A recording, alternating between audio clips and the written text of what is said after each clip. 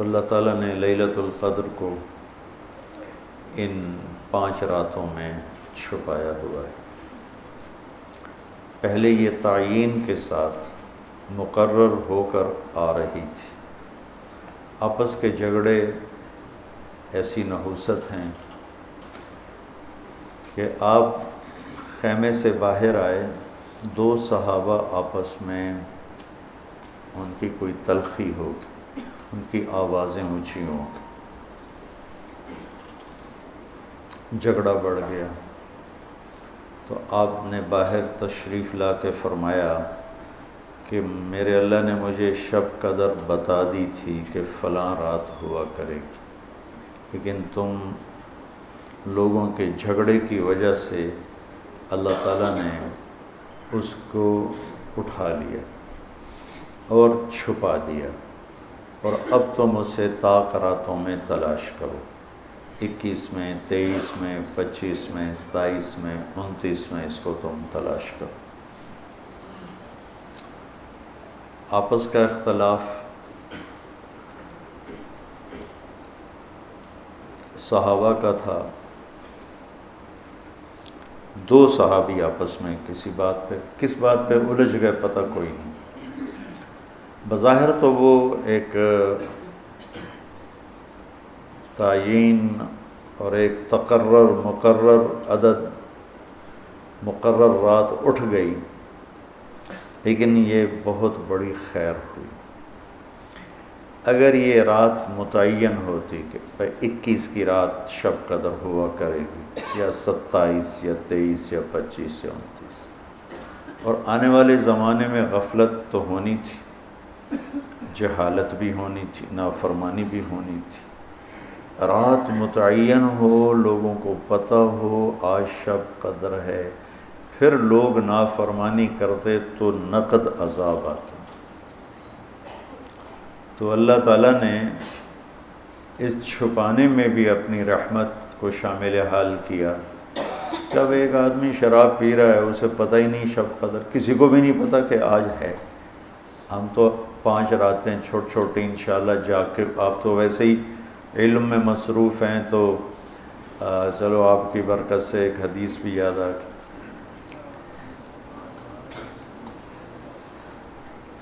ابو ہریرہ رضی اللہ تعالیٰ عنہ فرماتے ہیں مدارسۃ العلم ساعتاً، دارس یدارس، ایک دوسرے کے ساتھ علمی محاورہ کرنا، یا جس کو آپ تکرار کہتے ہیں، مدارسۃ العلم ساعتاً خیر من احیاء لیلۃ القدر عند الحجر الاسود۔ اللہ اکبر، تم تو بڑے مالدار ہو یار، ہیں ماشاءاللہ۔ آپ کی رات اللہ کے فضل سے علم میں گزرتی ہے، تو اور لوگ بھی بیٹھے ہیں، میں ترجمہ کر دیتا ہوں۔ چند گھڑی، تھوڑی دیر کا علمی مذاکرہ، علمی گفتگو، علم کی طلب میں، علم کی تلاش میں، مناظرہ نہیں ہے، لڑائی جھگڑا نہیں ہے، علم کی طلب اور تلاش میں تھوڑی دیر علم کا مذاکرہ اور علم کی بات چیت، یہ حجر اسود کے سامنے کھڑے ہو کر لیلۃ القدر میں ساری رات نفل پڑھنے سے بہتر ہے۔ لیلۃ القدر بذات خود خیر من 1000 شہر ہے، ٹھیک ہو گیا، اور حرم کی ایک نیکی 1,00,000 کے برابر ہوتی ہے، یہ بھی ٹھیک ہے، معلوم ہے، حرم مکہ کی ایک نیکی 1,00,000 کے برابر، تو یہ رات حرم میں 1,00,000 راتوں کے برابر ہوگی۔ 1,00,000 کو 1,000 سے ضرب دیں تو کتنا بنے گا؟ 10 کروڑ مہینے بنتے ہیں، 10 کروڑ مہینے بنتے ہیں، 10 کروڑ مہینوں کے سال بناؤ، لاکھوں سال بنتے ہیں، ہزاروں سال بنتے ہیں، تو علم کا مذاکرہ، علم کی طلب میں، علم کو سیکھنے کے لیے تھوڑی دیر بیٹھنا، وہ حجر اسود کے سامنے لیلۃ القدر میں ساری رات نفل پڑھنے سے بہتر ہے۔ یہ تو ہو گیا عام دنوں میں۔ جب یہ علم کی طلب رمضان میں ہو تو ہر عمل پہلے ہی 70 گنا بڑھ جاتا ہے۔ فرض، علم کی طلب تو فرض ہے، تو فرض 70 گنا ہو جاتا ہے، نفل فرض بن جاتا ہے، تو اس کو ملٹیپلائی کرنے کے لیے کوئی کمپیوٹر بھی کام نہیں دے گا۔ یقیناً ایک رات تو ہوگی اس میں، 5 راتیں اگر ہم جاگ لیتے ہیں، یقیناً ایک رات اس میں شب قدر ہے۔ تو اللہ کے نبی شد المیزر، ان آخری عشرے میں خوب محنت فرماتے، کمر کس لیتے، اور ساری زندگی اعتکاف بیٹھے۔ آپ نے کبھی اعتکاف نہیں چھوڑا، فتح مکہ پہ چھوٹا، لیکن شوال میں آ کے بیٹھے، 1 مہینہ پورا اعتکاف کیا، پھر 20 دن کیا، پھر 10 دن، پھر 9 رمضان میرے نبی کو ملے، 9 رمضان۔ تو ایک میں اعتکاف چھوٹا اور باقی میں آپ نے مسلسل اعتکاف فرمایا۔ لیلۃ القدر کی صرف تلاش نہیں بلکہ اعتکاف اللہ کے در پر پڑ جانا ہوتا ہے۔ اور یہ نا ایک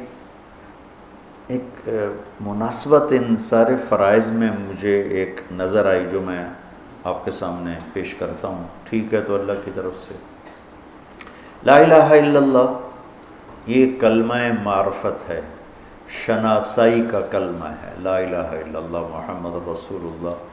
یہ اس کو کلمہ معرفت کہتے ہیں۔ معرفت کہتے ہیں پہچان کو۔ کلمے کے ذریعے سے ہمیں اپنے اللہ کی پہچان ہو۔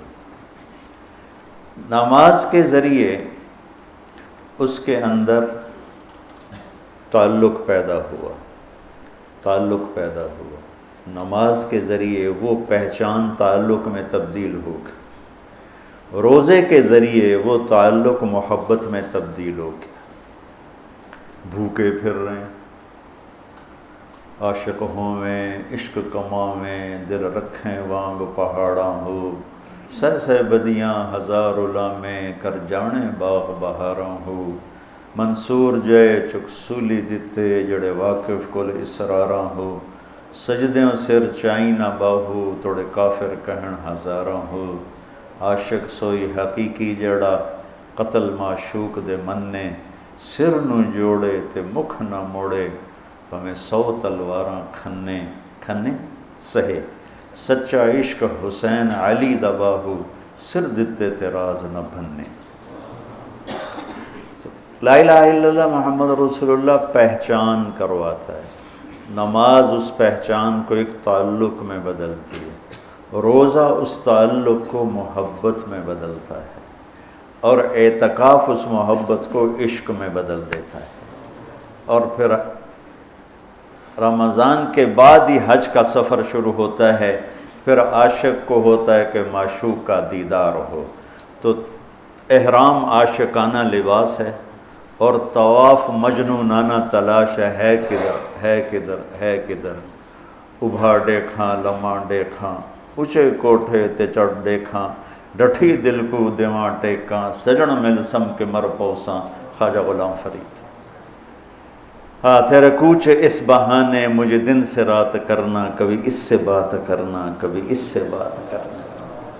تو مطاف کوچہ محبوب ہے، اور یہ کلمے سے سفر جو شروع ہوا تھا، یہ اعتکاف پہ آ کے والہانہ عشق میں بدلا۔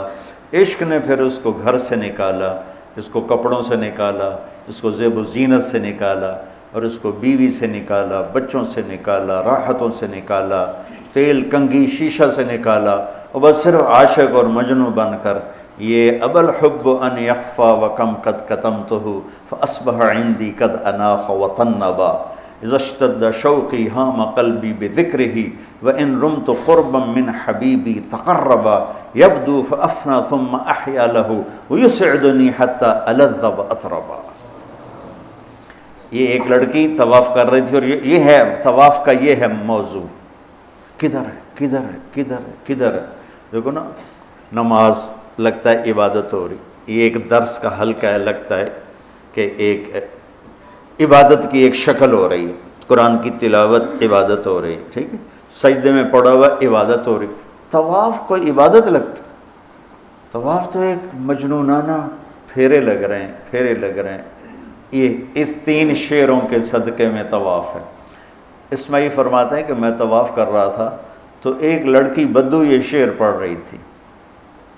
بہت میں نے محبت کو جھٹکا، پر اس نے ڈیرے ڈال دیے، خیمے گاڑ دیے، تنابیں کس دیں اور رسیاں کھینچ دیں، اور میرے سارے وجود کو اپنے عشق میں ڈھانپ کے رکھ دیا. اس کا نام آتا ہے میں بے قرار ہو جاتی ہوں، اس کے لیے تڑپتی ہوں، مجھے زیارت کراتا ہے، زیارت کراتا ہے، میں مر جاتی ہوں، پھر اس کے عشق میں دوبارہ زندہ ہو جاتی ہوں. اب اسماعیل جیسا علامہ اور فصیح، وہ لڑکی تجھے شرم نہیں آتی؟ حرم میں ایسے شعر پڑھتی ہے. اس نے کہا لولت تو قالم احجر عن وسنی. اسماعیل غلط نہ سمجھنا، یہ میرے رب کا عشق ہے جس نے رات کے اندھیرے میں مجھے یہاں پہنچایا ہوا ہے. پھر وہ کہنے لگی کس کا طواف کر رہے ہو؟ اسماعیل کہنے لگے بیت اللہ کا. تو وہ زور سے ہنسی، سبحان اللہ، اور یوں آسمان کی طرف منہ اٹھا کے کہنے لگی واہ میرے رب، کیسی تیری پاگلوں کی دنیا ہے جو تجھے چھوڑ کے پتھروں کا طواف کرتے. اس میں یہ کہتے میں بے ہوش ہو کے گر گیا، اور جب مجھے ہوش آیا تو لڑکی جا چکی تھی. تو یہ ایک نا ترتیب میرے ذہن میں بنی کہ حج پھر اس کی انتہا ہے کہ مجنونانہ، جوئیں نہیں مار سکتے، کنگھی نہیں کر سکتے، خوشبو نہیں لگا سکتے، بیوی کو نہیں دیکھ سکتے، کرتا نہیں پہننا، شلوار نہیں پہننی، 2 کپڑے کفن کی طرح لے کر آؤ، اور اپنے سارے انداز مٹ جانے، مر جانے، اپنے آپ کو تج کر جانے کے سارے انداز اپناؤ. اس کا نام حج ہے. ای الحج افضل قال العج والثج. سب سے اعلیٰ حج کیا ہے؟ شور مچانا. اللہ تعالیٰ کہتا ہے ادعوا ربکم تضرعا وخفیہ، مجھے پکارنا ہے تو آہستہ آہستہ پکارو اور دھیمے دھیمے پکارو. اور جب کہتا ہے حج پہ ہو تو کہتا ہے زور لگاؤ، پاگلوں کی طرح کہو لبیک اللہم لبیک، پاگلوں کی طرح، کہ نظر آئے کہ عاشق آ گئے. جو بلے شاہ فرماتے ہیں تیرے عشق نچایا کر کے تھیا تھیا. تو یہ حج وہ عشق ہے جو تھیا تھیا کر کے نچاتا ہے، بے قرار کر کے نچاتا ہے. تو یہ ایک ترتیب ہے میرے ذہن میں، ممکن ہے ٹھیک ہو، اللہ کرے ٹھیک ہو، نہیں تو بہرحال میرا ایک استنباط ہے. تو اعتکاف اللہ کے در پہ پڑ جانا ہے، اور اعتکاف والوں کو فضیلت ہے کہ وہ سوئے بھی ہوں تو ان کے لیے عبادت لکھی جاتی. باقی ہمارے جیسے لوگ تو نفل پڑھیں گے تو عبادت لکھی جائے گی، قرآن پڑھیں گے تو عبادت کا اجر لکھا جائے گا، اور اعتکاف والا سویا بھی ہو تو قلم اس کا چلتا رہتا ہے.